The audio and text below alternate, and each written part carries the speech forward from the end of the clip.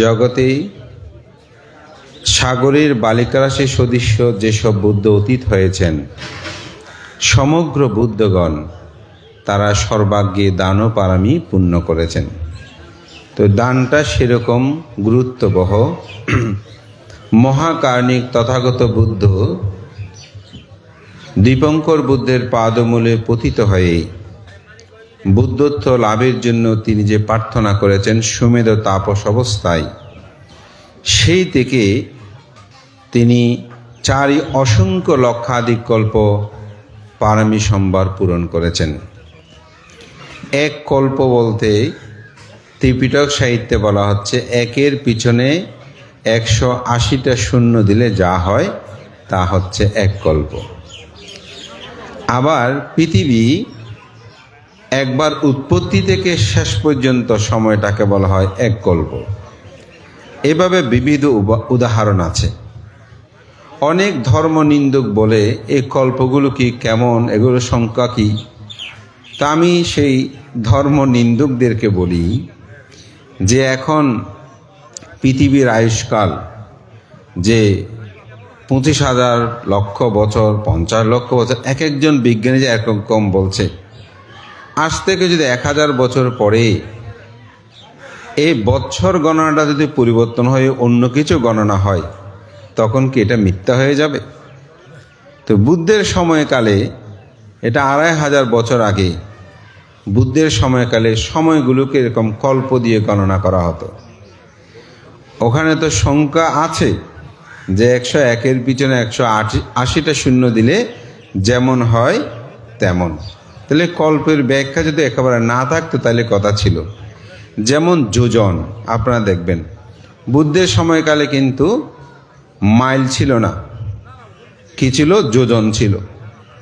আমরা ছোটবেলায় 2 mile 5 mile শুনতাম।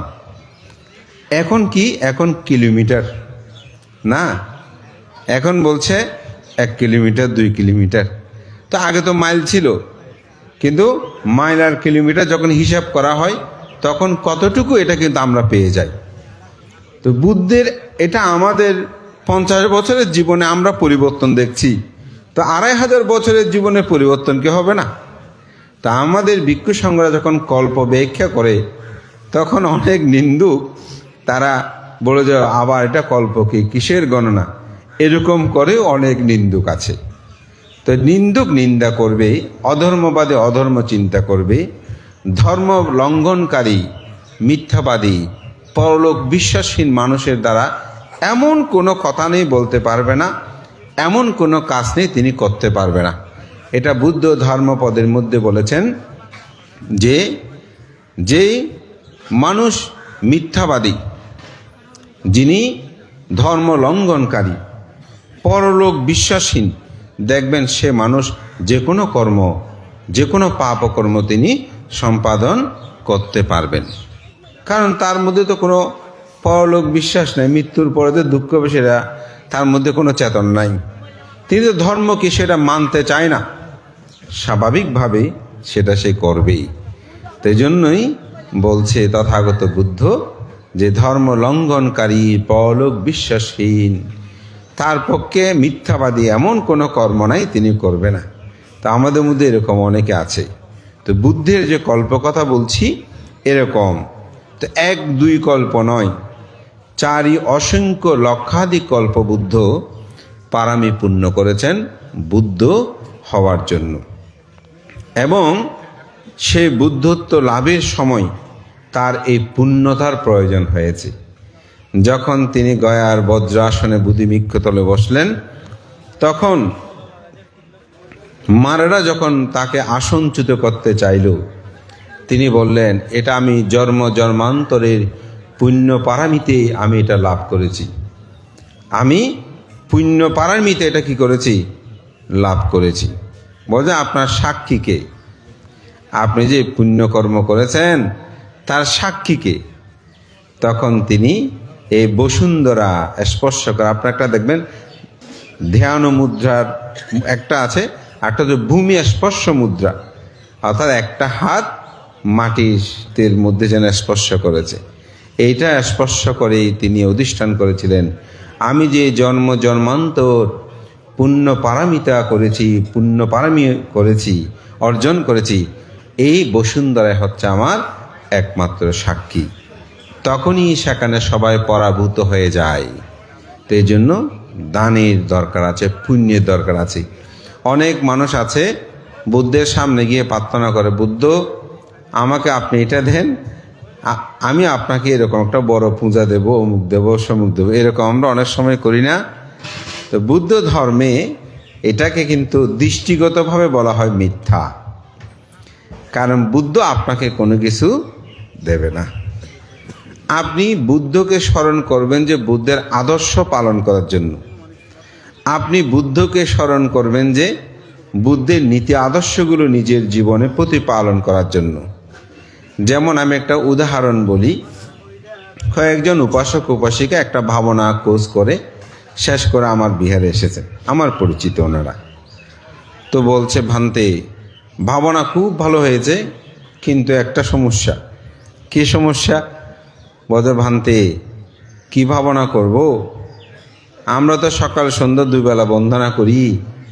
এখন ওখানে যে বন্দনা করব বুদ্ধের আসনে, ওখানে পর্দা দিয়ে রেখেছে, কোনো বন্দনাদি করতে দেয় না। শুধু বলে ধ্যান করলে বন্দনা হয়ে যাবে। বলছে, ভান্তে এটা কি সম্ভব? তার জন্য বলছে, ভান্তে আমি সবাই ঘুমিয়ে গেলে আমি চুরি করে উঠে ও পর্দার ভিতরে গিয়ে ওখানে আমি বুদ্ধকে বন্দনা করে আসতাম। তবে ভান্তে সব ভালো লেগেছে, কিন্তু এই জিনিসটা বন্ধে ভালো লাগেনি। তা আমি বললাম, আসলে আপনি বুঝতে পারেন নাই, আপনি যখন ভাবনা করবেন তখন বুদ্ধ বন্দনা হয়ে যাবে। আপনি যখন প্রাণী হত্যা থেকে দূরে থাকবেন, মনে করবেন আপনার বুদ্ধ বন্দনা হচ্ছে। আপনি যখন চুরি থেকে দূরে থাকবেন, মনে রাখবেন আপনার বুদ্ধ বন্দনা হয়ে যাচ্ছে। আপনি যখন বেবিচার থেকে দূরে থাকবেন, মনে করবেন বুদ্ধ বন্দনা হয়ে যাচ্ছে। আপনি যখন মিথ্যা বলবেন না, মনে রাখবেন বুদ্ধ বন্দনা হয়ে যাচ্ছে। আপনি সুরামন নেশাদ্রব্য পান করবেন না, মনে রাখবেন আপনার বুদ্ধ বন্দনা হয়ে যাচ্ছে। বলেছে, ভান্তে এটা কেমন কথা? তা আমি বললাম, আপনার ছেলে আপনার খুব অনুগত, কিন্তু সেই সন্তান আপনার কথা শোনে না। তো সে যদি আপনার কথা না শুনে, আপনার সন্তান আপনার অনুগত, এই কথাটাকে বলা যথার্থ হবে? আপনাকে বেশি ভালোবাসে, এই কথাটা বলা কি ঠিক হবে? আপনাকে বেশি পছন্দ করে, এই কথা বলাতে ঠিক হবে? প্রধানমন্ত্রী কেমন করে হবে? সে আমার কথা না শুনে টাকা পয়সা দিল কি? আমি কি তার দাদা রেখে নাকি? এরকম করে দেখি আরও অনেক কথা বলল। তাই বললাম, ঠিক অনুরূপ বুদ্ধির ধর্ম দর্শনে বলছে, আপনি যখন বুদ্ধের কথা শুনবেন, বুদ্ধের নীতি আদর্শ আপনি প্রতিপালন করবেন, তখন বুদ্ধ বন্দনাটা হয়ে যায়। তা আপনি যখন ধ্যানে বসেছেন, কায়ে কায়ানুদর্শী হচ্ছেন, চিত্তে চিত্তানুদর্শী হচ্ছেন, ধর্মে ধর্মানুদর্শী হচ্ছেন, বেদনা বেদানুদর্শী। তো 4 স্থিতিবাস্থান আছে না, এই যে আর্যাষ্টাঙ্গিক মার্গে। তো ভাবনা করলেই তো আর্যাষ্টাঙ্গিক মার্গ পথে মানুষ গমন করে। সেখানেই সম্যক দৃষ্টি, সেখানেই সম্যক সংকল্প, সম্যক বাক্য, সম্যক কর্মান্তর, সম্যক আজীব, সম্যক ব্যায়াম, সম্যক স্মৃতি, সম্যক সমাধি। কখন? যখন আপনি স্মৃতিময় জীবন যাপন করবেন। আপনারা যে অষ্টশীল গ্রহণ করেন, এই অষ্টশীলের সময়ও কিন্তু যদি সঠিকভাবে আর্য উপশতশীল প্রতিপালন করেন, আর্য উপশতশীল, তখন কিন্তু এই আর্যাষ্টাঙ্গের মার্গপথ হয়। কিন্তু পঞ্চশীল হলে আর্যাষ্টাঙ্গের মার্গপথটা হয় না, অর্থাৎ সব পরিপূর্ণ হয় না। কিছু বিষয় হয়তো এখানে নিজের জীবনের মধ্যে বিদ্যমান থাকে। এই কারণে আসলে আপনারা যখন বুদ্ধের সামনে গিয়ে প্রার্থনা করবেন, কিসের উপর প্রার্থনা করবেন? পুণ্যের উপর। সঙ্গদান করেছি, আমি আজকে সকালে বন্দনা করেছি, আমি আজকে বিকেলে বন্দনা করেছি, আমি কখনো মিথ্যা বলি না, আমি কখনো প্রাণী হত্যা করি না, আমার জীবনে আমি কখনো চুরি করি না। এই পুণ্য প্রভাবে আমার নির্বাণ লাভের হেতু হোক, এই পুণ্যের প্রভাবে আমার এই দুঃখ উপশম হোক, এই পুণ্যের প্রভাবে আমার এই কাজটা হোক। এভাবে প্রার্থনা কিসের উপর? পুণ্যের উপর, আপনার কর্মের উপর। বুদ্ধ যেমন কোনো ঈশ্বর দেবতা কারো কাছে বুদ্ধ খুঁজেছেন বুদ্ধ হওয়ার জন্য? কার কাছে খুঁজেছেন? নিজের কাছে, নিজের কর্মের কাছে। আপনি যেমন কর্ম করবেন তেমন ফল আপনি লাভ করবেন। এজন্য আমি দ্বিতীয় কথায় বলেছি, আত্মা হি আত্মানুনাত্ম কহিনাত পারসিয়া। আমি আমার ত্রাণকর্তা, অন্য কেউ আমার ত্রাণকর্তা নয়।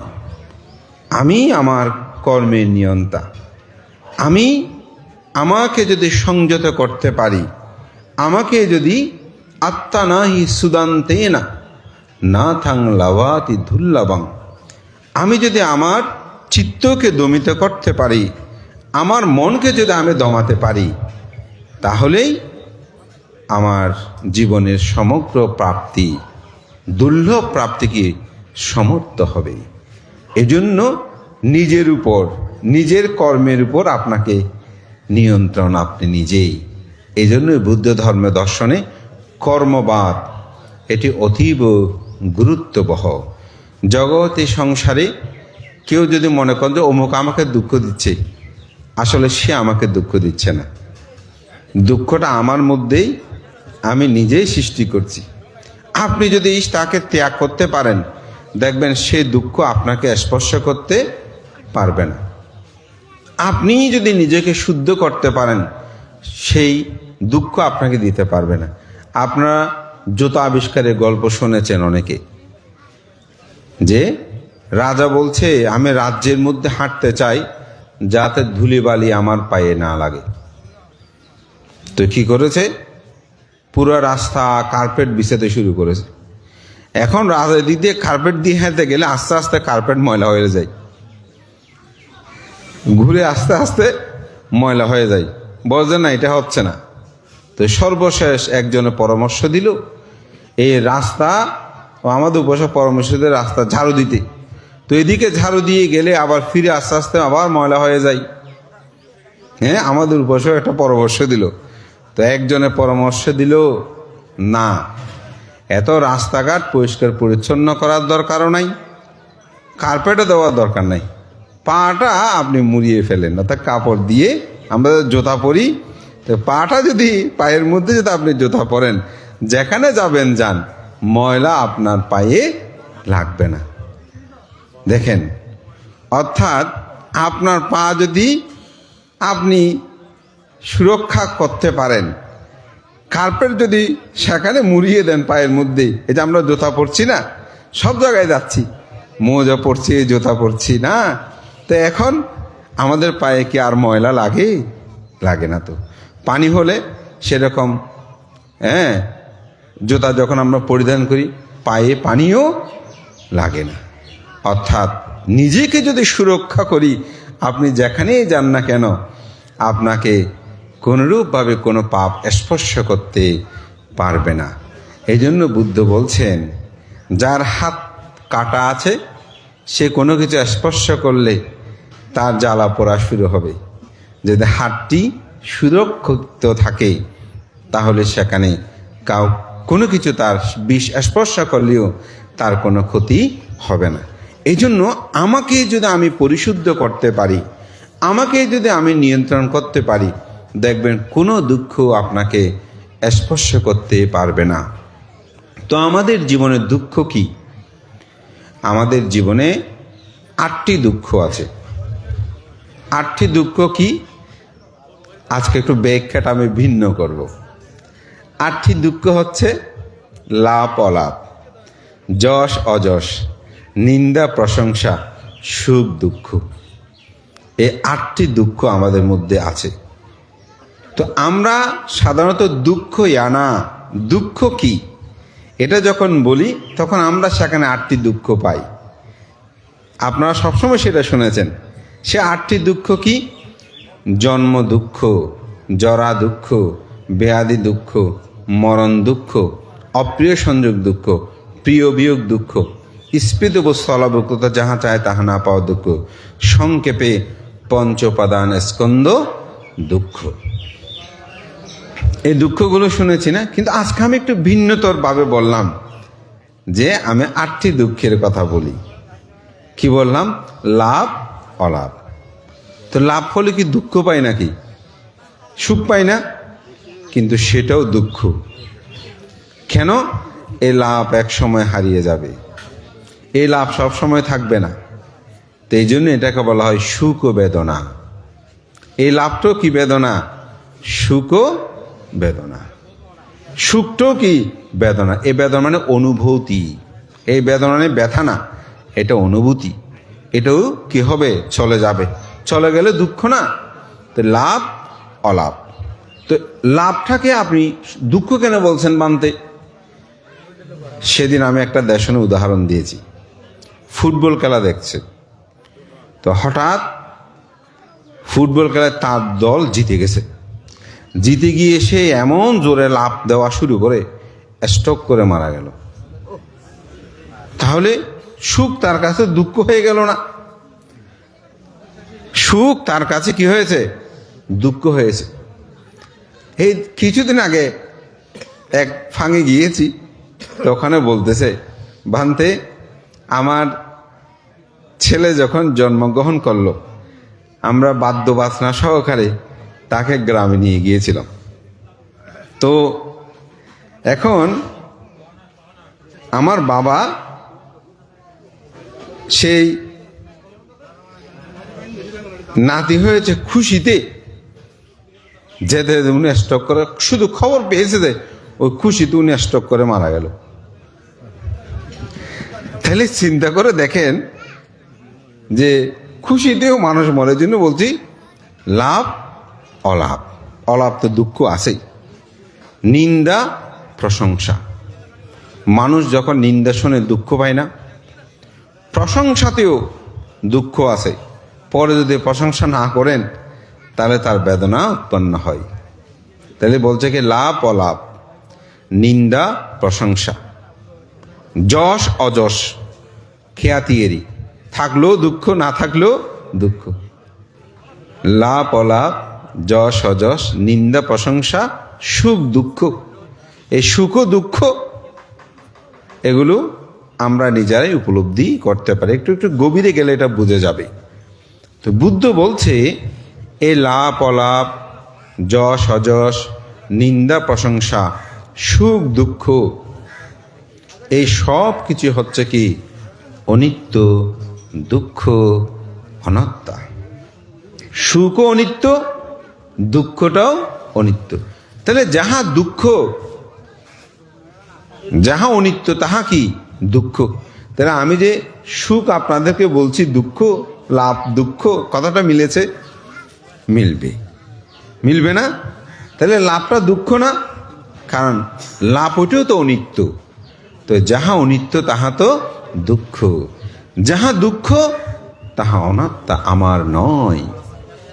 তো সেই কারণে এই অষ্ট লোকধর্ম, এটাকে মঙ্গলসূত্রে বলছে পুট্টাস্সা লোকাধম্মেহি চিত্তাং ইয়াসানা কাম্পাতি। এই অষ্ট লোকধর্মের মধ্যে যেন চিত্ত কম্পিত না হয়, বিচলিত না হয়।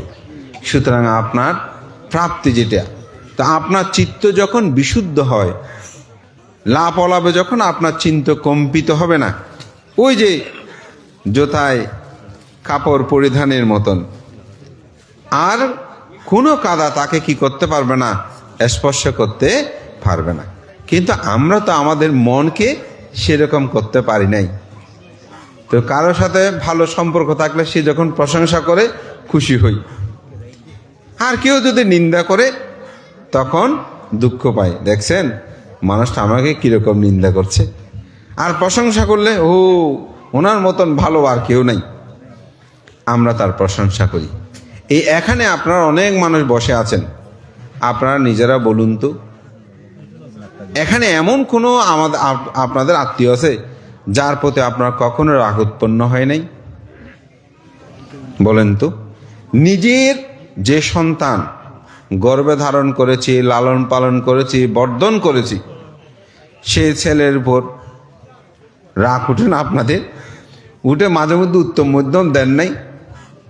ছেলে তো আদরের, থাকেও কেন? কারণ আমাদের চিত্ত এরকম প্রতিনিয়ত কি পরিবর্তনশীল। এটা সুখ উৎপন্ন হয়, দুঃখ উৎপন্ন হয়। তো বুদ্ধের ধর্ম দর্শনের মূল বিষয় হচ্ছে কি জানেন? মূল বিষয় হচ্ছে এই অষ্ট লোকধর্মের মধ্যে চিত্তটা কম্পিত হবে না। কম্পিত যখন না হয় তখন আপনাকে কোনো দুঃখ স্পর্শ করতে পারে না। এই কোনো দুঃখ স্পর্শ করতে যাকে পারবে না তিনিই হচ্ছে বিশুদ্ধ মানুষ, পূতচরিত, তিনিই হচ্ছেন অরহত। এজন্যই বলা হচ্ছে অরহতের কোনো দুঃখ থাকে না। তো অরহতের কেন দুঃখ থাকে না? এই লাভ অলাভ, যশ অযশ, নিন্দা প্রশংসা, সুখ দুঃখ এগুলোতে তিনি বিচলিত হয় না বলি। তাই আমরা যদি নিজেকে উপলব্ধি করতে পারি, নিজেকে যদি বুদ্ধির জীবনটাকে, আচরণকে যদি আমরা নিজেদের অন্তর্জায়গায় স্থাপন করতে পারি, সেখানেই বুদ্ধ কিন্তু বিদ্যমান থাকবে, বাহ্যিক কোথায়ও নয়। আমার মানসিক পরিবর্তন যখন হবে, মনকে যখন বিশুদ্ধ করব, তখন সেখানে বুদ্ধের প্রতিবিম্ব পূজা, আজকে যে সঙ্গদান, এই সমগ্র কিছুর সার্থকতা পর্যবসিত হবে। আজকে এখানেই আমাদের পরম শ্রদ্ধেয় ডক্টর সঙ্গপ্রিয় ভান্তে তিনি আর্যমিত্র মহস্তবীরের কথা বলেছেন। আমি যখন আপনাদের বিহার অধ্যক্ষ ভান্তে বুদ্ধশ্রী, না যিনি অধ্যক্ষ, বুদ্ধিশ্রী, বিনয়শ্রী, তো বিনয়শ্রী ভান্তের যখন এই মহস্তবীর অনুষ্ঠান, আমি সে কথাটা বলেছিলাম। আমার কাছে অসাধারণ মনে হয়েছে যে পরম শ্রদ্ধেয় রাজগুরু আর্যমিত্র মহস্তবীর কেমন গুণী মানুষ, তার একটা মাত্র উদাহরণে আমার হৃদয় পটে তিনি বিদ্যমান। আমি তার সে সাধনপীঠ রাজবিহার আমি গিয়েছি, ভান্তের ওখানে এখন একটা প্রতিবিম্ব আছে বেনুবন বিহারে, ত্রিপুরা। তো ভান্তের সাথে যখন ইন্দিরা গান্ধীর সাথে একটা রাষ্ট্রীয় অনুষ্ঠানে দেখা হয়, তিনি সেই ত্রিপুরার, তিনি বেনুবন বিহারে এসেছিলেন। তো ওনার তো অনেক তারা, তো একটা রাষ্ট্র প্রধান, আর এটা যেমন তেমন রাষ্ট্র নয়, এটা মহাভারতের একজন প্রধানমন্ত্রী ইন্দিরা গান্ধী এসেছেন। তো ওনাকে একটা বুদ্ধ প্রতিবিম্ব অর্থাৎ বুদ্ধ মূর্তি দান করলেন। তো ওনার বক্তব্য, উনি যখন ওনাকে কিছু বলার জন্য বলতে, খুব সংক্ষেপে বলবেন, স্বাভাবিক। তো উনি বক্তব্যে বলছে, আমি জানি তিনি খুব ব্যস্ত, তবুও যে এখানে সময় দিয়েছেন তার জন্য আমি অত্যন্ত কৃতজ্ঞ। আমার বলার কিছু নেই, আমি যেই উপহারটুকু ওনাকে দিয়েছি সেখানে আমার সমগ্র কথা নিহিত আছে। আমি যে উপহারটুকু দিয়েছি ওই উপহারের মাঝে আমার সমগ্র কথা নিহিত আছে। বক্তব্য শেষ। কি উপহার দিয়েছেন? একটা বুদ্ধ প্রতিবিম্ব অর্থাৎ বুদ্ধ মূর্তি তিনি দান করেছেন। বলছেন ওখানে আমার সমগ্র কথা কি আছে? নিহিত আছে। অর্থাৎ বুদ্ধের শিক্ষাই আমি আপনাকে দান করেছি, আমার আর কোনো কিছু বলার নাই। কোন বুদ্ধ মূর্তি দিয়েছে আমি জানি না, তবে আমি যখন ইন্দিরা গান্ধীর সে সাধনপীঠ অদেব তার সমাধিস্থলে, ওখানে কিন্তু অনেকগুলো আমি বুদ্ধ প্রতিবিম্ব দেখেছি। অর্থাৎ ওনারা পচ্ছন্নভাবে হলে বুদ্ধ ভক্ত ছিলেন। এই কথাটার গভীরতাটাকে আপনারা উপলব্ধি করতে পাচ্ছেন? কি দিয়েছেন? অর্থাৎ বুদ্ধ আদর্শ শিক্ষা দিয়েছেন। এখানে আমার কথা বলা হয়ে গেছে, শেষ। কেমন পাণ্ডিত্যপূর্ণ হলে একজন মানুষ এরকম কথা বলতে পারে? আমার মাথায় তো এই কথাটা জীবনে আসে নাই, আমিও তো আসলে চিন্তা করি নাই।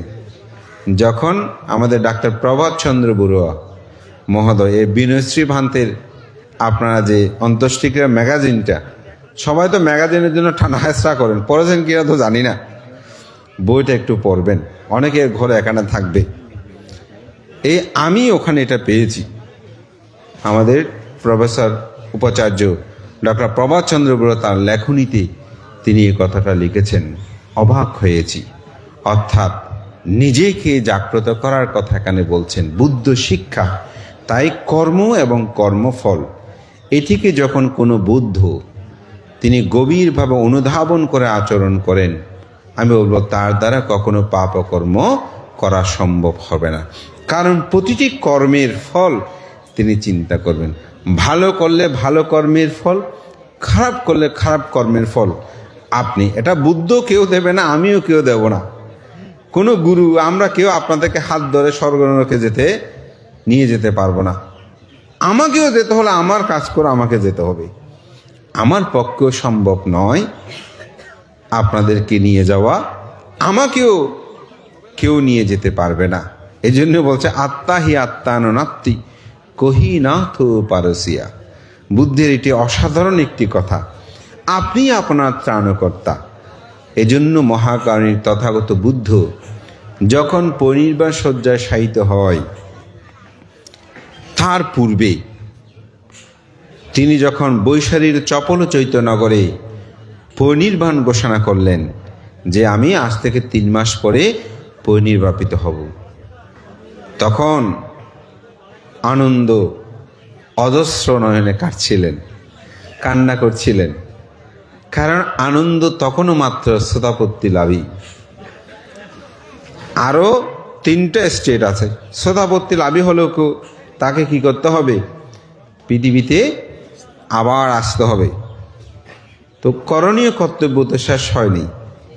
আমি একটু করণীয় কর্তব্য সম্পর্কে বলি। আমাদের অনেক উপাসক উপাসিকা মনে করে আমার ছেলে মেয়ে ডাক্তার ইঞ্জিনিয়ার হয়েছে, বিদেশে গেছে, বা আমার টাকা পয়সা আছে, ছেলে মেয়ে সব বিয়ে দিয়ে দিয়েছি, আমিও এখন রিটায়ার্ড হয়েছি, টাকা পয়সার আমার কোনো অভাব নেই, ভান্তে আমার সব কাজ শেষ, এখন আমি মরলেও মরে যেতে চাই, কোনো দুঃখ নেই। কি করছেন উনি? ওনার সব কাজ শেষ মনে করেছেন। হ্যাঁ, উনি লৌকিকভাবে একজন মানুষের জীবনে সংসার আবদ্ধ হওয়ার পর থেকে তার যে চিন্তা চেতনা, এক্ষেত্রে তিনি সমাপ্ত। কিন্তু মৃত্যুর পরে কোথায় যাবেন সেই চিন্তাটা কি তিনি করছেন? তার কর্তব্য কি শেষ?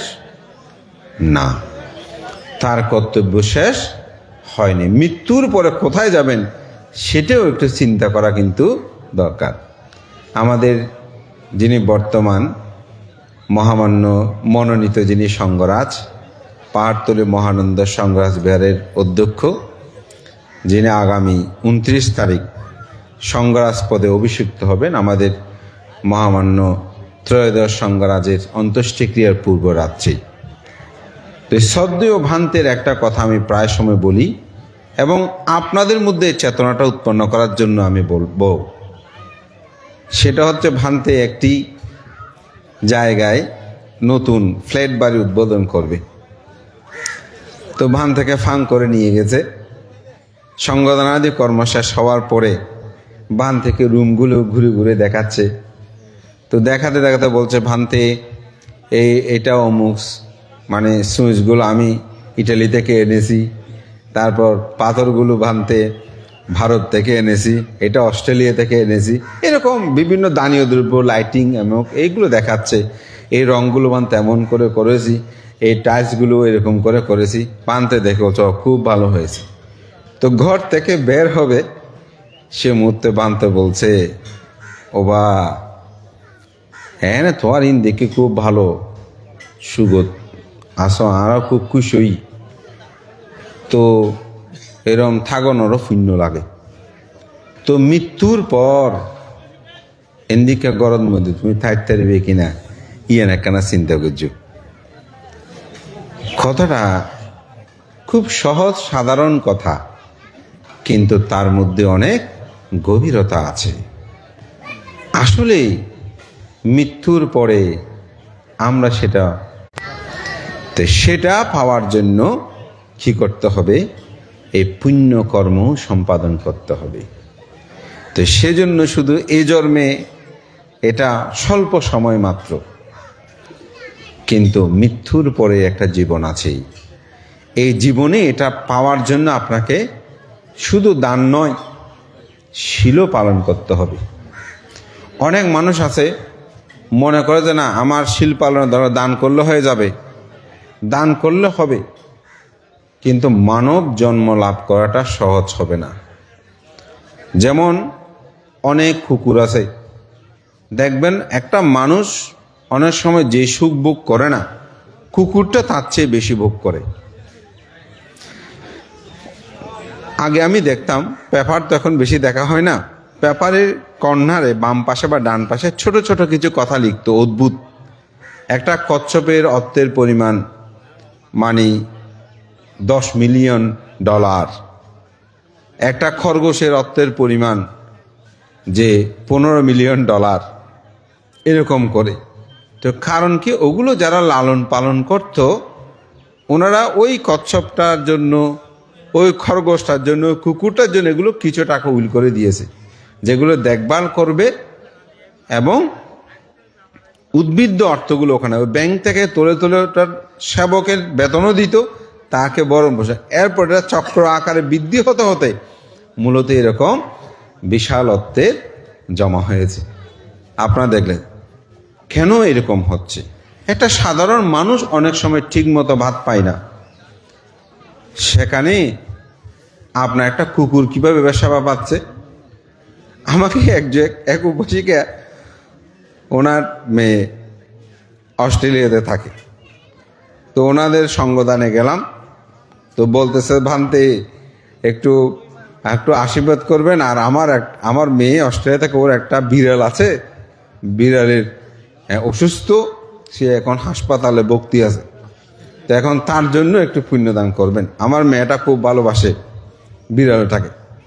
তো এখন বিড়ালের সমস্যা কি জানেন? বিড়ালের হার্টের সমস্যা আছে, এখন হার্টের ট্রিটমেন্ট চলতেছে। আমি মনে মনে ভাবতেছি, আমাদের দেশের মানুষের হার্টের চিকিৎসা ঠিক মতো হয় না, আর ওই দেশে বিড়ালের কি সমস্যা সেটাও বের করে ফেলেছে, যে বিড়ালের তার হার্টের সমস্যা আছে। পুণ্য, এই বিড়াল অতীত জন্মান্তরে বুদ্ধ ধর্ম দর্শন যেটা বলে, সে দান করেছে, কিন্তু শীল পালন করে নাই। সেই কর্মে সে তির্যক খুলে উৎপন্ন হয়েছে, কিন্তু তার যে দানপারামি, সে সেটা ভোগ করবে না। সে যেখানে যাবে সেটা কি তিনি ভোগ করবেন। আমাদের মধ্যে এমন কিছু ভিক্ষু আছেন, আমরা দেখেছি, ওনারা যেখানে যাবেন দান পায়। ওনারা যেখানে যাবেন মানুষ আপনা আপনিতে দান করে, অর্থাৎ ওনার দান ও পারামি। যেমন আমাদের শ্রদ্ধেয় সাধারণানন্দ মহাতের বনভান্তের জীবন দর্শন দেখেছেন, উনি দান ফিরিয়েও থাকায় না, কি দিচ্ছে দেখেও না। তো আমি যেটা সত্যি কথা, আমি বিভিন্ন দ্রব্য নিয়ে গেলে ভান্তে এমনি কাঠি দিয়ে এরকম একটু স্পর্শ করত। তো আমি বই নিয়ে যেতাম সব সময়, কারণ বই নিলে ভান্তে হাতে নিয়ে, সেটা পুরনো হোক নতুন বই হোক, ভান্তে কিন্তু বইটা হাতে তুলে নিত না। আমি গেলে এক বই অনেক সময় 2-1বারও নিয়ে গেছি, মানে বইয়ে নিয়ে যেতাম, মনে আনন্দ লাগতো যে ভান্তে নিজের হাতে বইটা নিয়ে একটু পড়বে, একটু দেখে এরকম করে। যার কারণ আমি প্রায় সময় ভান্তের ওখানে গেলে যে কোনো নতুন বই বের হলে তো কিনে নিতাম, ভান থেকে দান করবো এই চেতনায়। এভাবে দান যে তিনি লাভ করতেন, তা আমাদের ভিক্ষু সঙ্গদের মধ্যে অনেকে বসলে আমরা আলোচনা করলে হতো যে তিনি অতীত জন্মান্তরে এরকম দান ও পুণ্যকর্ম সম্পাদন করেছেন। দান লাভ না করলে যে কোনো ভিক্ষু দুঃশীল হবে তা কিন্তু নয়, এটা মনে রাখবেন।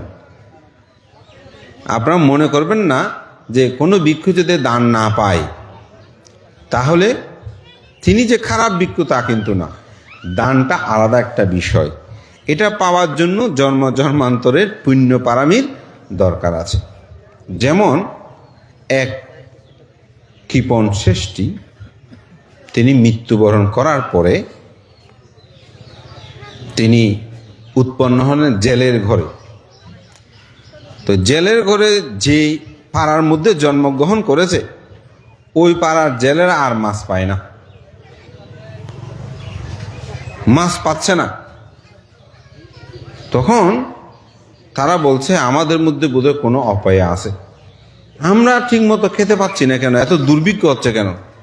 তখন পাড়াটা দোবাক হয়ে গেল, বিভক্ত হয়ে গেল।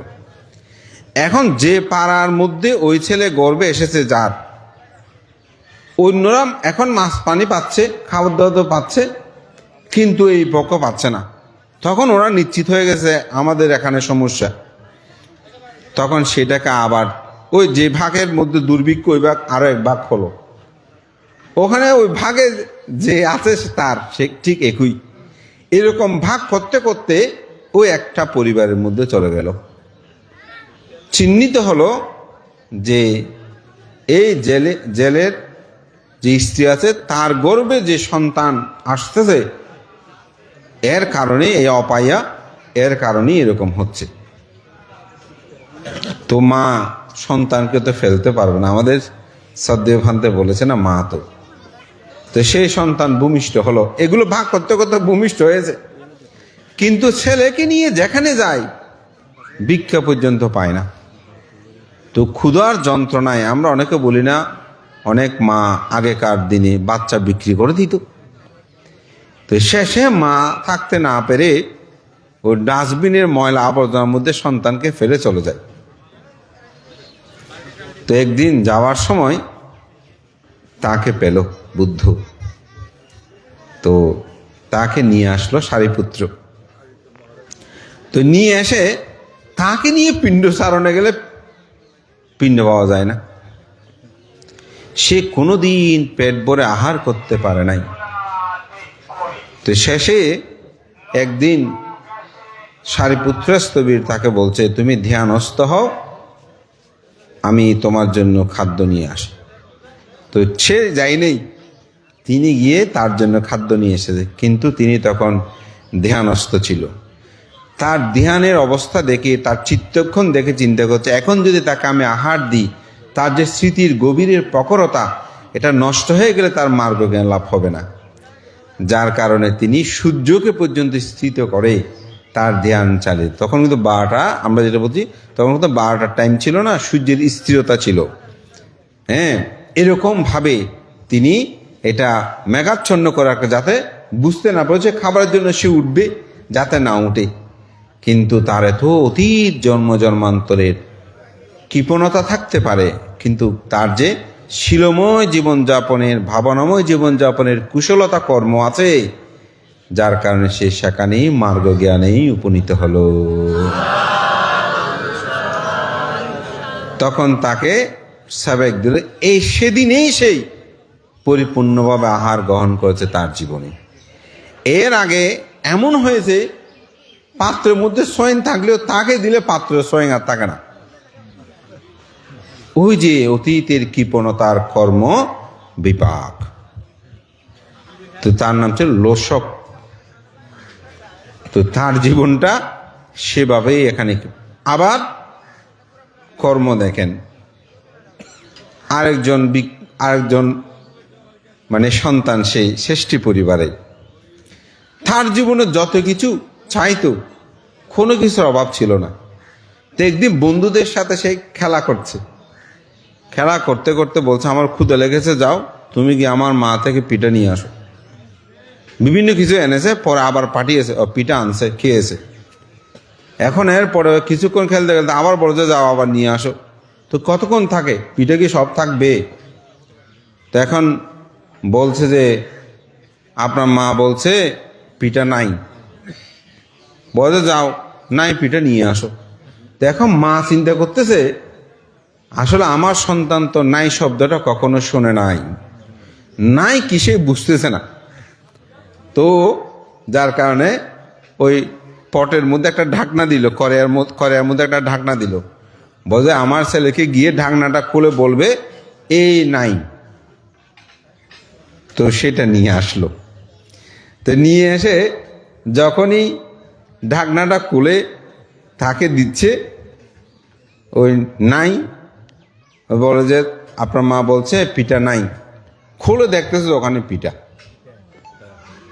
ওখানে দেখছে তো পিঠাগুলো সবাইকে সে খাওয়ালো, সে নিজেও খেলো।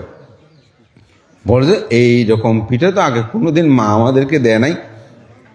আমার মা তো ঘরে গিয়ে বলছে, মা তুমি এই নাই পিঠা কোথায় থেকে তৈরি করেছো? এই পিঠার মতন তো সুস্বাদু আর আমার কাছে আমি আর কখনো পাইনি। তখন মা বুঝতে পারলো যে আমার সন্তানের পূর্ব জন্মান্তরের কর্মফল আছে, সে বহুবিধ দানকর্ম সম্পাদন করেছে, তার কারণে নাই শব্দটা জীবনে সে কখনো শুনে নাই। এটা আমরা অনেক সময় বলি নাই, ঠিক অর্থাৎ সব কর্ম। এখানে দেখছেন কোনো বুদ্ধ, কোনো কেউ কারো কারণে তিনি এটা পাচ্ছে না, তিনি তার নিজের কর্মের কারণে এই ফল তিনি লাভ করছেন। এজন্য আপনি দান করবেন, ভোগ সম্পদ হবে, কিন্তু শীল পালন না করলে এই মানব জন্ম লাভ করা সম্ভব নয়, স্বর্গে যাওয়াটাও সম্ভব নয়। এই জন্য শীলের গুরুত্বটা কিন্তু অত্যন্ত বেশি। যেটা বলছি, আমাদের মধ্যে এরকম অনেক আছে, বজবান্তে আমি অনেক দান ধর্ম করি, স্বর্গ তো আমার জন্য নিশ্চিত না। আপনি চাষ করেছেন না, যদি আটি না থাকে, আইল না থাকে, আপনি যতই উর্বর বীজ রোপণ করেন ভালো ফলন দেবে? কেন দেবে না? পানি থাকবে না যে। হ্যাঁ, ঠিক অনুরূপভাবে বা ঘেরা যদি না থাকে, গরু ছাগল খেয়ে ফেলবে। ঠিক দান আপনি করছেন, কিন্তু যদি শীলময় জীবনযাপনটা না করেন, এগুলোর যথার্থ ফল আপনি ভোগ করতে পারবেন। এই জন্য দান করার পূর্বেই আমরা বলতে একটু আমি শীল গ্রহণ করি। কেন শীলটা গ্রহণ করেন? কিন্তু আমরা তো প্রথমে দান, শীল, ভাবনা এরকম করে আমরা সবসময় বলছি না, দান, শীল, ভাবনা। কিন্তু কার্যকারণ ক্ষেত্রে কীরকম করেন? শীল, দান, ঠিক না? কারণ শীল দিয়েই আপনার চারিদিকটাকে বন্দি করতে হবে, আবরণটা ঠিক করতে হবে, তখন সেটার ফলটা আপনি যথাযথভাবে লাভ করতে পারবেন, নয়তো সেটা সম্ভব নয়। এই জন্য আপনাকেই সমৃদ্ধ করতে হবে। আপনি যদি নিজেই সমৃদ্ধ হন, নিজেকে নিজে আপনি যদি নিয়ন্ত্রণ, সব কিছুর যথার্থ ফল আপনি লাভ করতে, সুখটাও আপনার, দুঃখটাও আপনার। তাই পৃথিবীর বিখ্যাত আমাদের বৌদ্ধ ভিক্ষু, যিনি মালয়েশিয়ার সঙ্গনায়ক ছিলেন, কেশরী ধর্মানন্দ মহস্তবীর নায়কা থেরো, উনি সেখানের সঙ্গনায়ক ছিলেন। তো তিনি, তার একটা বিখ্যাত বই আছে, আপনি দায়ী। অর্থাৎ আপনার ভালোর জন্য আপনি দায়ী, খারাপের জন্য আপনি দায়ী। কেউ কাউকে আসলে সুখ দুঃখ দিচ্ছে না। আমরা বলছি আমার মা আমাকে দুঃখ দিচ্ছে, ভুল কথা। আমি বলছি আমার বাবা আমাকে দুঃখ দিচ্ছি, আমি বলছি আমাকে অমুক বান্ধে দুঃখ দিচ্ছে, আমরা বলছি না। কিন্তু আসলে কেউ আমাকে দুঃখ দিচ্ছে না, কেউ আমাকে সুখও দিচ্ছে না। এই সমগ্র কিছুই হচ্ছে আমার কর্তৃক প্রাপ্ত। আপনাকে একজন ভালো বলছে না, আপনি খুব ভালো। কেন ভালো বলছে বলেন তো? আপনার জন্য আপনাকে ভালো বলছে। যে আপনাকে যদি কেউ খারাপ বলছে দেখেন আমি তার কোনো ক্ষতি করি না, তবুও আমাকে খারাপ ডাকতেছে, আসলে ওনার জন্য উনি আমার জন্য উনি আমাকে খারাপ ডাকতেছে। কারণ আমার চিত্ত, যে জোতার কথা বলছে, আমার চিত্তকে যদি আমি বিশুদ্ধ করে রাখতে পারি, তাহলে কিন্তু শতজন এসে যদি আমাকে মন্দ কথা বলে, সেটা আমাকে স্পর্শ করতে পারবে না। বুদ্ধের সময়কালে দুই ভাই, তো এক ভাই বুদ্ধের ধর্ম কথা শুনে তিনি খুব প্রীত হয়ে ভাবলেন, যদি আমি প্রকৃতভাবে নির্বাণে তাড়াতাড়ি যেতে চাই, নির্বাণে তাড়াতাড়ি যেতে চাই কেন বলছি? গৃহী জীবনে থাকলে যে নির্বাণ পাবেন না তা কিন্তু নয়। আপনারা মনে করবেন না যে ভিক্ষু হলেই তিনি নির্বাণ পেয়ে যাবেন। আমরা গৃহী যারা নির্বাণ পাবো না। আমাদের অনেক গৃহী আছে, মাঝে মধ্যে বানতে আমরা গৃহী মানুষ, পাপিষ্ট এরকম বলে।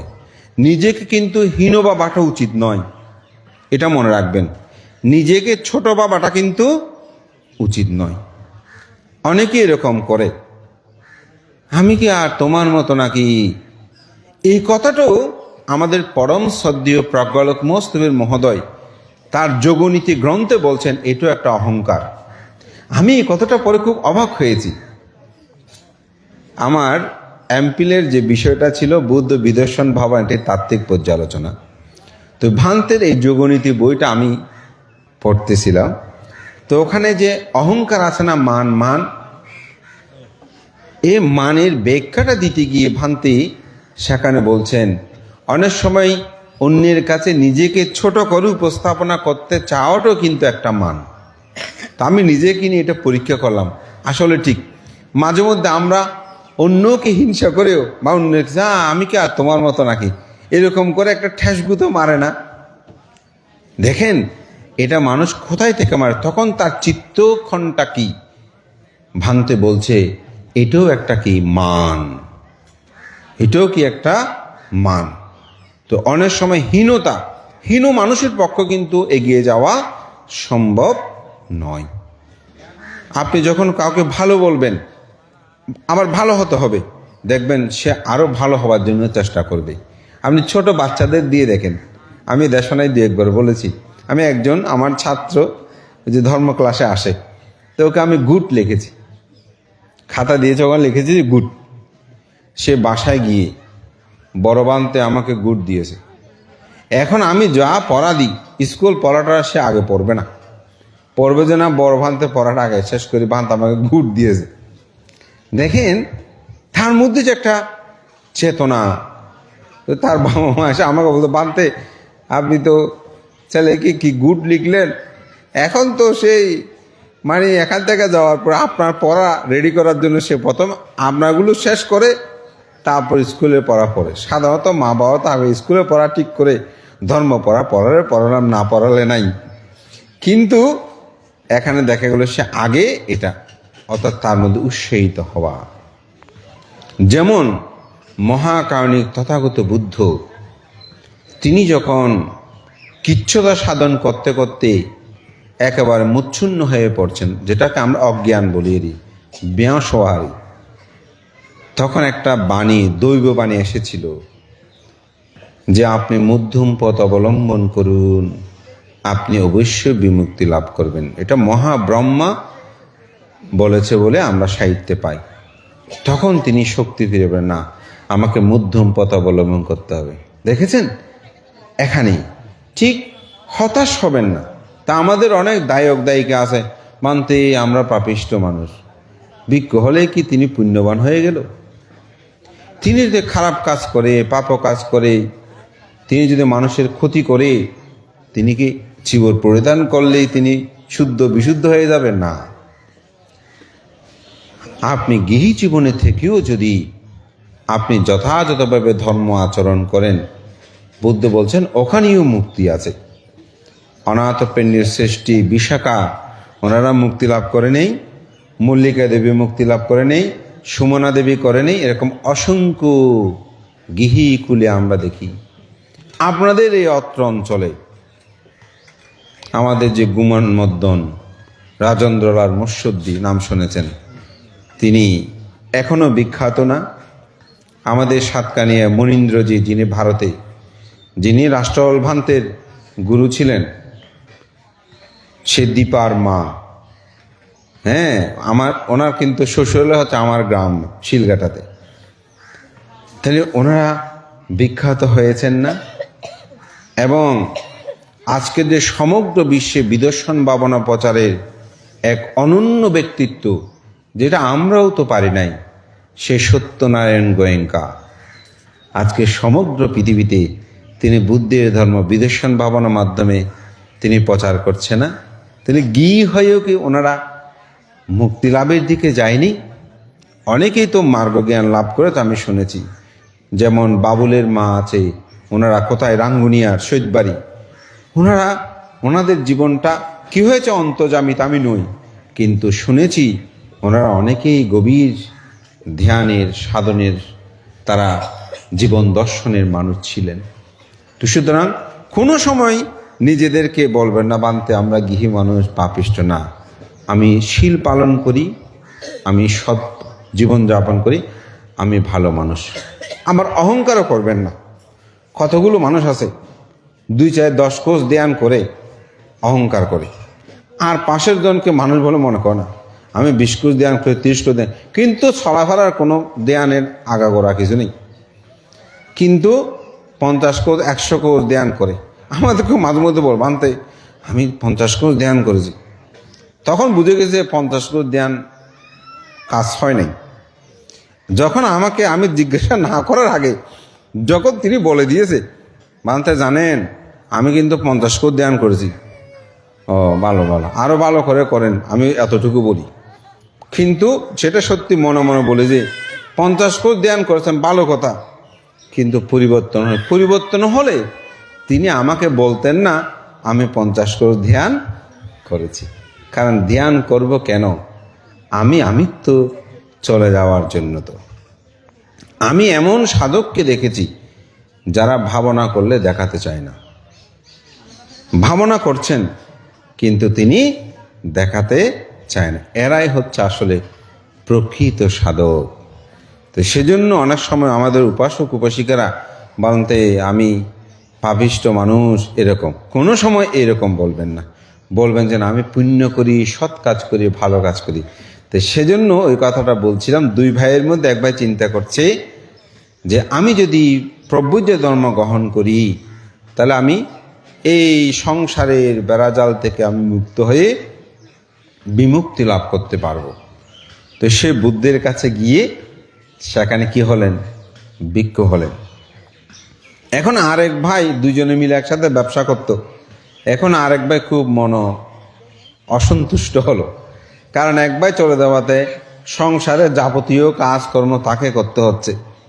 তো সেই খুব গরম হয়ে বুদ্ধের কাছে গেলেন, গিয়ে বলছেন কষ্ট কষ্ট, বুদ্ধ আপনি বড় মায়াবী, আপনি আমার ভাইটাকে নিয়ে এসেছেন, এখন আমার ভাইকে আপনি এনে দেন, আমি তাকে নিয়ে যাব, এরকম বলে বুদ্ধকে অজস্র গালিমন্দ করতে লাগলো। আমি সে গালিমন্দগুলো করতে পারবো না, বুঝে নেবেন। তো বুদ্ধ চুপ রইলেন, কোনো কথা বলছে না। তো একটা মানুষ যখন দীর্ঘক্ষণ বকাঝকা করবে, যখন চুপ থাকবে, আপনি একসময় থেমে যাবেন না? তো উনিও থেমে গেল। থেমে গিয়ে সে চলে যাচ্ছে যে কার কাছে আসলাম, এত কথা বললাম, একটা তুইও করলো না। যখন একটু গেল, হাত 10 হাত দূরে ধরেন, তখন বলছে আপনি কি একটু আসবেন? কি আসবো না মানে, পিছনে ফিরে এসে আবার গালিমন্দ শুরু করলো। তখন বুদ্ধ চুপ, কোনো কথা বলছে না। এই গালিমন্দ করতে করতে করতে করতে বিভিন্ন কথা বলে, আমার ভাই কই, কেমন, এটা করেছেন কেন? বুদ্ধ একদম নিশ্চুপ। শেষে আবার নির্ভয়ে চলে যাচ্ছে, আবার ডাকছে। তখন চিন্তা করতেছে আমি ফিরে এসে বকাঝকা করলে তুমি কোনো কথা বলে না, আমি এবার চুপ থাকি দেখি কিছু বলে কিনা। তো এবার আসছে ফিরে বুদ্ধ, যখন তিনি চুপ আছে এটা দেখলেন, তো বুদ্ধ বলছেন আপনি এক বন্ধুর বাড়িতে বেড়াতে গিয়েছেন, তো 2 বন্ধু একসাথে গল্প করছেন, গল্প করা শেষ হলো, আপনি বাড়িতে ফিরে আসবেন। তখন আপনার বন্ধু বলছে, বন্ধু তুমি আসবে সেটা জানি, তোমার জন্য আমি রান্না বান্না করেছি, এখানে অনেক খাদ্যদ্রব্য আছে, তুমি এগুলো খেয়ে যাও। যদি আপনি সে আহারগুলো না খেয়ে আপনি চলে আসেন, এই আহারগুলো কার হবে? বলে যে আমি রান্না বান্না করেছি তার জন্য, সে না গেলে আমার হবে, এখানে এটা কি আছে? বলে ঠিক অনুরূপ ভাবে এতক্ষণ পর্যন্ত আপনি যত কথা বলেছেন, ওই আপনার বন্ধু যেমন আপনার আহার আদি গ্রহণ করে নাই, ঠিক অনুরূপ ভাবে আপনি এতক্ষণ যত কিছু বলেছেন আমি তার কোনোটাই গ্রহণ করলাম না। কথাটা অবশ্যই আপনারা বুঝতে পেরেছেন। অর্থাৎ যত গালিমন্দ সে করেছে আমি তার কোনোটাই গ্রহণ করলাম না। গ্রহণ করে না যে তার প্রমাণ কি? কারণ বুদ্ধ নিচ্ছুক ছিলেন।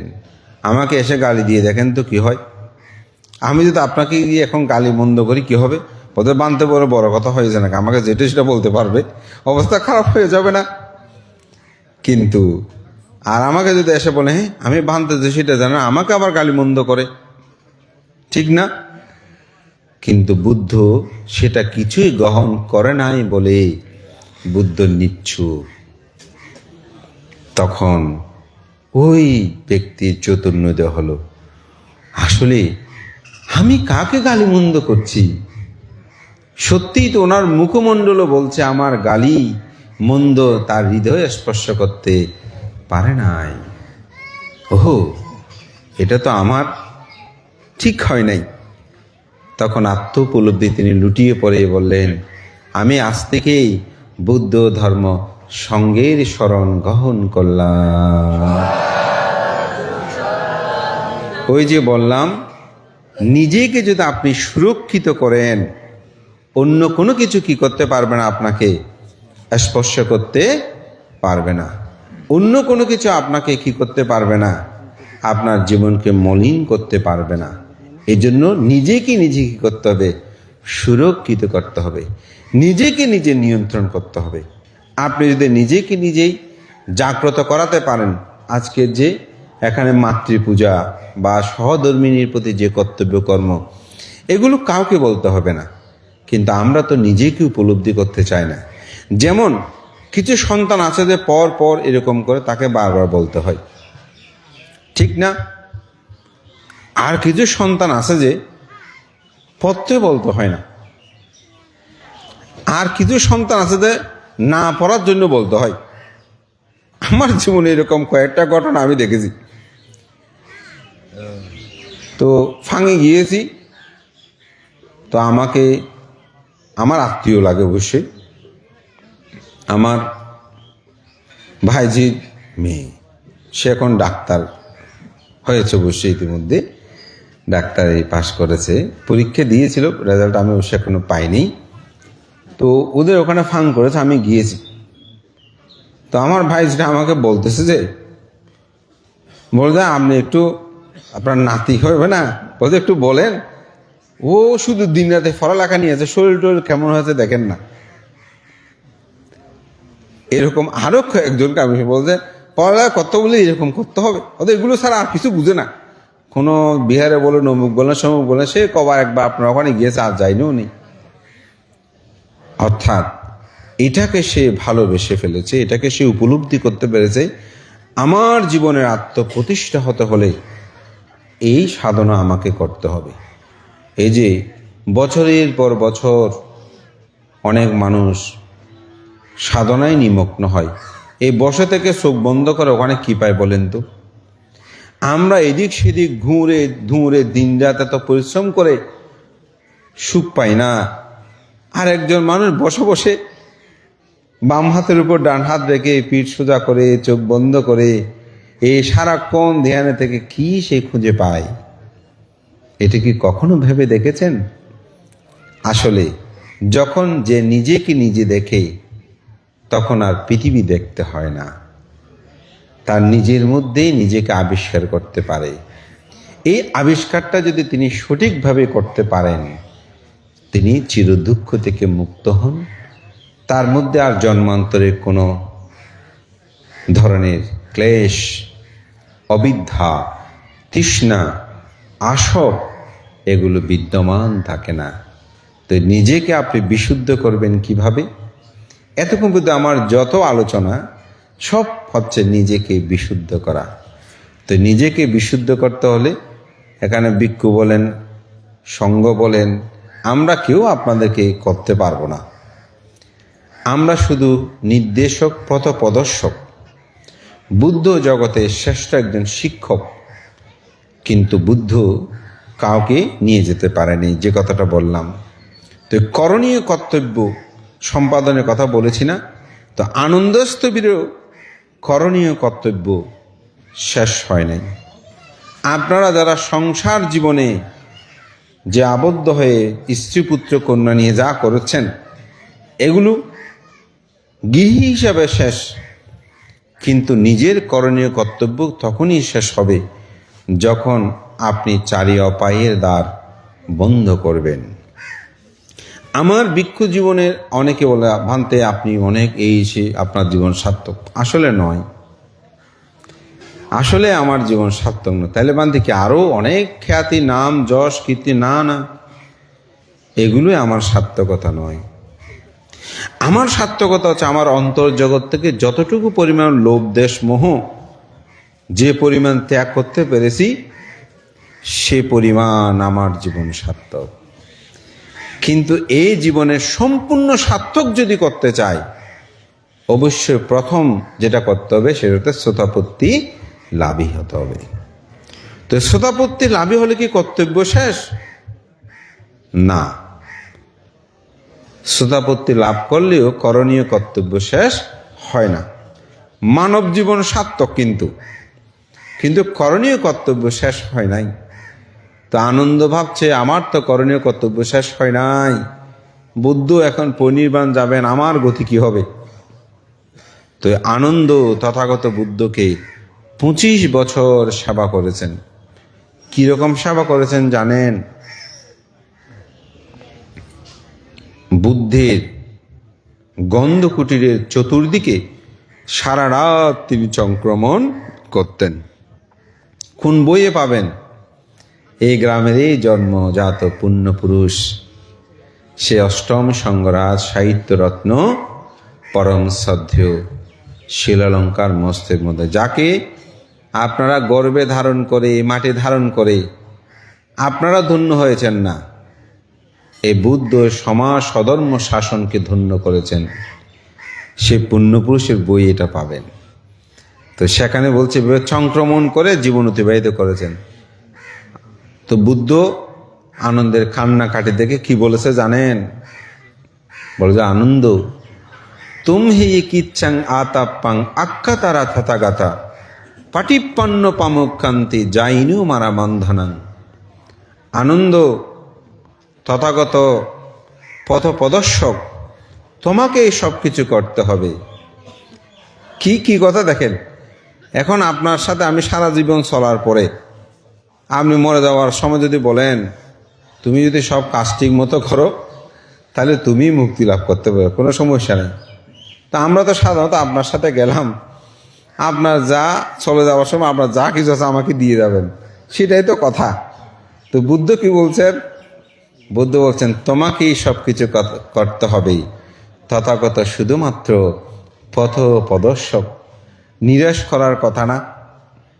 আমরা হলে তো আপনার সাথে এতটুকু আসলাম, শেষ পর্যন্ত আপনি আমাকে এটাই বলতেছেন, এটা বলার দরকার কি? এগুলো তো আমিও বুঝি না। এই জন্যই তথাগত বুদ্ধকে বলা হয় great teacher in the world. এই পৃথিবীর মধ্যে তিনি শ্রেষ্ঠ একজন কি শিক্ষক।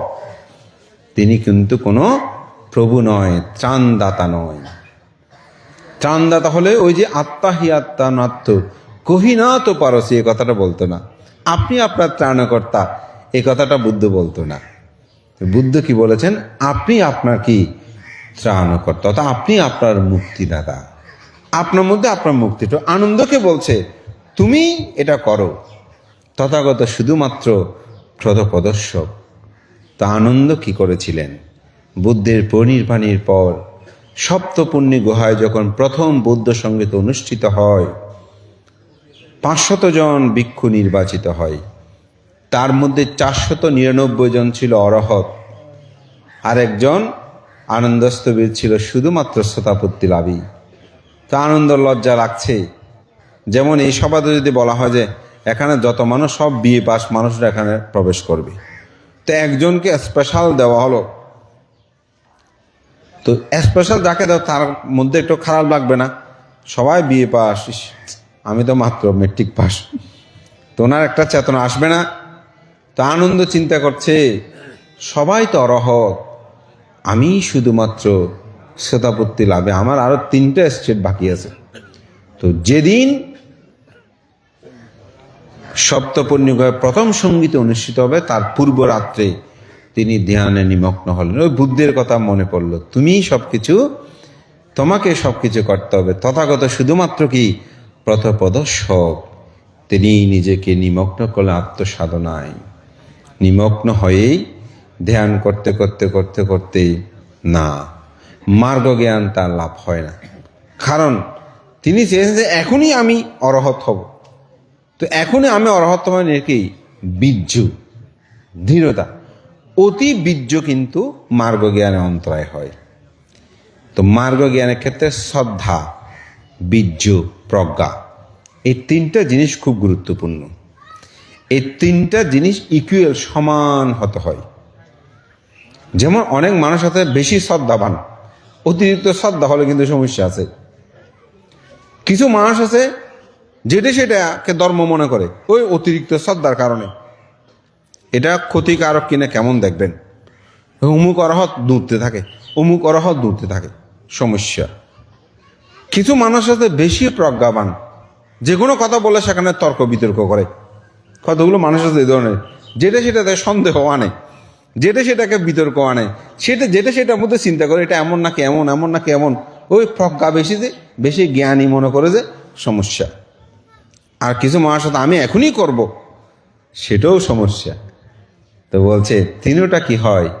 মধ্যম পথ। ওই যে বুদ্ধ বলছেন ধর্মচক্র প্রবর্তন সূত্রে কি, মাজ্জিমা পাটিপাদ, এই মধ্যম পথ। তো যখন আনন্দ পাচ্ছে বোধ হয় আমার দ্বারা মার্গ হবে না, ওই বীর্য কমে গেছে, তিনটা যখন ইকুয়াল হয়েছে, সমান হয়ে গেছে, মধ্যম হয়ে গেছে, তখনই তিনি অরহত্ব মার্গ জ্ঞান লাভ করলেন। সভা শুরু হয়ে গেল সে সপ্তপর্ণী গুহায়। তিনি মাটি ভেদ করে তার যে আসন ছিল, চারিদিকে তো ভিক্ষু বসে গেছে, কোন দিক দিয়ে কাকে সরিয়ে তিনি যাবেন? ঋদ্ধিপ্রভাবে তার আসনে গিয়ে তিনি বসলেন এবং প্রথম সঙ্গীত অনুষ্ঠিত হয়। তা আমি এই কথাটা বলছি এই জন্যই, আনন্দ যিনি বুদ্ধের এত সেবা করেছেন, তিনিও কিন্তু নিজেকে মুক্তি লাভের জন্য নিজের কাজটা নিজেকে করতে হয়েছে। আমি লোকজিৎ ভিক্ষু আপনাদের যতই ধর্ম কথা বলি না কেন, যদি আমি আমার নিজের মুক্তির কাজ আমি নিজে না করি, আমার কথা শুনে আপনি হয়তো মুক্ত হয়ে যাবেন। আমার কথা কি শুনে? ধ্যান, ভাবনা, পুণ্যকর্ম শুনে এই পথে আপনি হতো। কিন্তু আমি যদি না করি, আমার পক্ষে সেটা সম্ভব নয়। তো সর্বশেষ সেরকম একটা কথা বলে শেষ করছি। তো বুদ্ধের সময়কালে এরকম একজন ভিক্ষু ছিলেন। তিনি অনেক শিষ্যের কি ছিল? তিনি জনক ছিল। তার বহু শিষ্য মার্গ জ্ঞান লাভী। কিন্তু ভিক্ষুটা খুব শীলবান, ভিক্ষুটা খুব শীলবান। এমনকি ঋদ্ধি প্রবেশে বাঘবাল্লুক বানাতে পারত, এরকম শক্তিশালী ছিল। মানে ধ্যান জগতে উনি এরকম ছিল। কিন্তু তিনি মার্গ জ্ঞান লাভ করতে পারে নাই। তো এই শিষ্যরা চিন্তা করতেছে, আমাদের গুরু, আমরা সবাই গুরুর কাছ থেকে ধর্ম শিক্ষা লাভ করে আমরা এখন দুঃখ, চির দুঃখ থেকে আমরা মুক্তি লাভ করেছি, কিন্তু আমাদের গুরু তো এখনো মুক্তি লাভ করে নাই। তো একদিন ওনারা সবাই পরামর্শ করে গুরুর কাছে গেল। বলছে, গুরু আপনি তো খুব শ্রেষ্ঠ অমুক, তো আপনি দেখি তো একটা বাঘ বানাতে পারেন কিনা। তো ঋদ্ধি প্রভাবে তিনি একটা বাঘ তৈরি করলেন। বলছে, গুরু বাঘটাকে দ্রুত আপনার সামনে আসতে বলেন তো। যখন বাঘটা খুব দ্রুত সামনে আসতেছে, হঠাৎ সেই ভয় পেয়ে গেছে। কে? গুরু। তো বলছে, গুরু আপনি তো এখনো ভয়কে জয় করতে পারেন নাই। কি করতে পারে নাই? ভয়কে জয় করতে পারে নাই। তখন তার জীবন দর্শনের আত্ম উপলব্ধিটা তার মধ্যে জাগ্রত হলো। তখন বুদ্ধের কাছে গেল। তো বুদ্ধ তাকে বিবিধভাবে বুঝানোর জন্য এত চেষ্টা না করে বলছেন যে উনি খুব ত্রিপিটক শাস্ত্র অধ্যয়নকারী ছিল। বলে, তুচ্ছ পাট্টুরু এদিকে আসো, ওদিকে যাচ্ছে। তো মানে তুচ্ছ যখন বলছে, স্বাভাবিক একজন বড় ভ্রান্তি আমাকে যদি এরকম বলে খারাপ লাগবে না? তখন সে ভাবছে, কেন আমাকে এরকম বলছে? ও আমি তো এরকম। তো বুদ্ধের কাছে কর্মস্থান চাইলেও বলেছে, না আমি দেব না, তুমি একটা অমুক জায়গায় একটা শ্রমণ আছে, ওনার কাছে যাও। তো শ্রমণের কাছে উনি কর্মস্থানে ভাবনা শিক্ষার জন্য গিয়েছেন জেরি। তো যাওয়ার পরে শ্রমণ জিজ্ঞাসা করছে, বলে বুদ্ধ আমাকে আপনার কাছে পাঠিয়েছে আপনার কাছ থেকে কর্মস্থান গ্রহণ করতে। তো কত বড় একটা মস্তবীর আদিকটা শ্রমণ। তো তিনি বুঝতে পারছেন, বজে ভান্তে আমি যাহা বলি আপনি কি তা করতে পারবেন? বলে হ্যাঁ, আপনার কাছে যখন এসেছি আপনি যেহেতু ভাবনা আমাকে দেবেন, আপনি যেটা বলবেন সেটা তো অবশ্যই করব। বলে ঠিক আছে, আপনি এই যে পুষ্কুনি দেখছেন, এই পুষ্কুনিতে গলা পরিমাণ গিবা পরিমাণ পানিতে গিয়ে দাঁড়িয়ে থাকেন। একটা শ্রমণ যদি একটা বড় মহস্তবের বান থেকে এরকম বলে শোভা পায়, তো মহস্তবের বানতে সুবাদ্যের মতন আস্তে আস্তে ওই পুষ্কুনিতে নামতে শুরু করলো। যখন আঁটু পরিমাণ পানিতে গেল, ভান্তে দাঁড়ান, আপনাকে আর যেতে হবে না, ওই আমিত্ব ত্যাগ করেছি। আমিত্ব যদি ত্যাগ না হয়, মনে রাখবেন জীবনে কোনোদিন ধর্ম পালন করতে পারবেন না। এই জন্য করণীয় মেত্তা সূত্রের মধ্যে প্রথম যে 2 লাইন, কারণীয় মেত্তা কুশলেনা ইয়ান্তাং সন্তাং পদাং আবিসমেস্সা সাক্ষ্য উজুসা সৌজুসা সোবার সস্সা মুদু আনাতিমানি। নির্বাণ লাভিচ্ছু ব্যক্তির করণীয় কর্তব্য, তিনি সক্ষম, সরল, অতি সরল, সুবাধ্য, কোমল এবং অহংকার শূন্য হবেন। অর্থাৎ নির্বাণ লাভ করতে সহজ সরল হতে হবে, বিনয়ের প্রতি সুবাধ্য হতে হবে, কোমল মানে নরম মৈত্রীপরায়ণ হতে হবে, অতি কোমল অতি মৈত্রীপরায়ণ হতে হবে, এবং তাকে অহংকার শূন্য হতে হবে। ওই অহংকার ত্যাগ আছে কিনে দেখেছে যে বলে ভান্তি এই পাহাড়টা দেখছেন? হ্যাঁ। ওখানে 6টা গর্ত দেখা যাচ্ছে। বলো যে হ্যাঁ। ওই গর্তের মধ্যে এমনভাবে সংযুক্ত আছে, একটা গর্তে ঢুকলে আর বাকি গর্তগুলোতে যাওয়া যায়। তো একটা গুইসাপ সেখানে আছে। তো গুইসাপটা আপনি কিভাবে ধরবেন ভান্তি? বলে যে আমি 5টা গর্ত মুখ বন্ধ করে একটা গর্ত দিয়েই প্রবেশ করে আমি গুইসাপটা ধরব। ভান্তি আপনার কর্মস্থান হয়ে গেছে, আপনি সেভাবেই গুইসাপটাকে ধরেন। তো আমাদের এ দেহে 5টা কি আছে? ছিদ্র আছে। কয়টা ছিদ্র? 5টা। কি কি? চক্ষু, কর্ণ, নাসিকা, জিহ্বা, ত্বক, আরটা হচ্ছে মন। এগুলো দিয়ে এক এক সময় এক একটা ঢুকে। চোখ দিয়ে একজনকে দেখেছি, ভালো লাগছে খারাপ লাগছে। কান দিয়ে একটা শুনতেছি, ভালো লাগছে খারাপ লাগছে। স্পর্শে একজনকে ভালো লাগছে খারাপ লাগছে। মুখ দিয়ে রস আচ্ছাদন করছি, নাক দিয়ে কি ঘ্রাণ নিচ্ছি। তো বুদ্ধ ধর্ম দর্শনে কিন্তু রূপ, রস, শব্দ, গন্ধ, স্পর্শ, এটা বুদ্ধিক ভাষায়। আর এমনি আমরা চক্ষু, কর্ণ, নাসিকা, জিহ্বা, ত্বক বলি। কিন্তু ত্রিপিটক শাস্ত্র বলতে রূপ, রস, শব্দ, গন্ধ, স্পর্শ, আরটা হচ্ছে মন। তো এই 6টা দরজা কি করতে হবে? 5টা দরজা বন্ধ। চোখ বন্ধ করলাম, কান বন্ধ করলাম। কিভাবে কান বন্ধ করেন? কোনো কিছু শুনলে শুনছি শুনছি বলে স্মৃতি করেন না, নাকি শুনে থাকেন? শুনে থাকলে তো হবে না। মুখে যদি রসে মিষ্টি লাগলে মিষ্টি লাগছে, তিতা লাগলে তিতা লাগছে। যখন শ্বাস প্রশ্বাস গ্রহণ করি তখন সুগন্ধি হলো সুগন্ধি, দুর্গন্ধি হলো দুর্গন্ধি, স্মৃতি করেন না? ওই আটকিয়ে রাখেন যে এটা ঠিক না।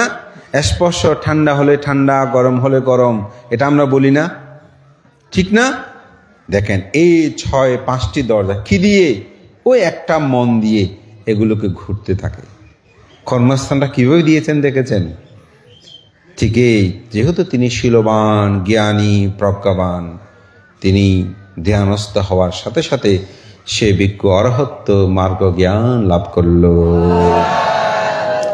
বুদ্ধের জীবন দর্শনের সমগ্র জায়গায় আমরা আত্ম উপলব্ধিটা পাই। শুধুমাত্র এক একজন প্রদর্শক মাত্র। কোথায়ও কোনো জায়গায় আপনারা দেখবেন না বুদ্ধ হাতে ধরে কাউকে শ্রোতাপত্তি নাও, স্থগিতাগামী নাও, অনাগামী নাও, অরহত্ব নাও, এগুলো কোনো কিছু দিয়েছে? কোনো ভান্তারা দিয়েছেন?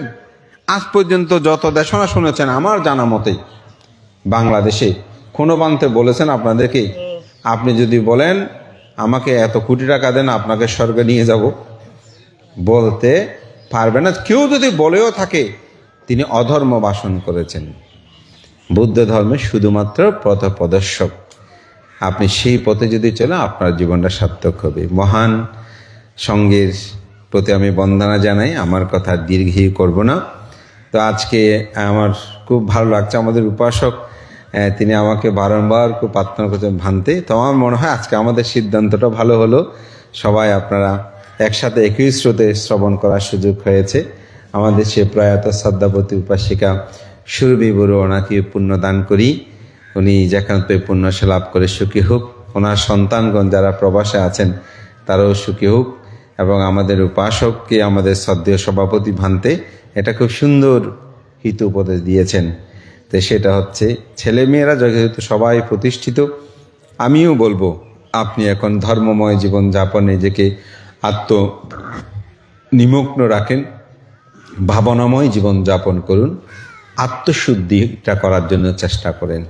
পৃথিবীর সকল মানুষকে আপনি ভালো করতে পারবেন না, সবাই ভালো হবে না, কিন্তু আমি যদি ভালো হই তাহলে পৃথিবীকে বলবো পৃথিবী থেকে একজন অসৎ মানুষ চলে গেছে। এটা একজন বিখ্যাত মানুষের উক্তি যে তুমি একজন ভালো হও, পৃথিবীকে বলো পৃথিবী থেকে একজন অসৎ মানুষ চলে গেছে। অর্থাৎ আমি যদি নিজেকে নিজে প্রতিষ্ঠা করতে পারি, আত্মমুক্তি হতে পারি, মনে করবেন আপনার জীবনটা সার্থক। তা আমি সেই জীবন সার্থক চাই যে জীবনে কোনো দুঃখ নাই, জন্ম জরা ব্যাধি মৃত্যু নাই, চির নির্বাণ, যে সকলের সেই নির্বাণ সাক্ষাৎ করুন, এই প্রত্যয় ব্যক্ত করে বিশেষ করে আমার অত্যন্ত প্রিয় ভাজন, আমার প্রিয়জন বিনয়শ্রী মস্তবীর মহোদয়, যার বর্ণাঢ্য অনুষ্ঠানমালা আপনারা সুসম্পন্ন করেছেন, এবং আমি ওনার সাথে আমার যখন থেকে পরিচয় আমি দেখেছি ওনার মধ্যে ধর্ম বিনয়ের প্রতি গৌরবভূত ত্যাগবোধতা বিদ্যমান। তো আমি মনে করি তিনি এই প্রতিষ্ঠানে আসার পর এখানে যে কোনো অনুষ্ঠানে আসলেই তিনি তার উপস্থাপনায় একটা গারবতাবোধ এনে সঙ্গের প্রতি, এবং আজকে তিনি অসাধারণ একটা কাজ করেছেন যে অনেক বড় ভান্তরা এসেছেন, আমি আর উদ্বোধনী দেব না, আমি সময়টুকু দান করছি। তা আমাদের মধ্যে সময়টুকু দান করব করে করে 10-15 মিনিট পরে সময় দান করে, তো উনি কোনো অ্যাড্রেসিনও করলো না যে আজকে বড় ভান্তরা অনেকে এসেছেন, ওনারা করবেন আমার উদ্যোগ। এটাও কি দান, সময় দান। এই যে ভান্তে যে ধর্ম দানগুলো করেছে এই পুণ্য উনি লাভ করেছে, এটা মনের জন্য আমি মনে করি ওনাকেও রক্ষা করবেন, এবং ওনাকে যেভাবে সম্মান গৌরব দিয়েছেন ওনার সেদিনের বক্তব্যটা আপনারা শুনেছেন কিনা জানি না, কিন্তু আমি শুনেছি। তো ওনার অন্তর্জগতের যে হৃদয় উদারে আপনাদেরকে আশীর্বাদ দিয়েছেন, এটাই তো প্রাপ্তি। তো যে দেশে গুণীর পূজা হয় সেখানেই তো গুণী জন্মে।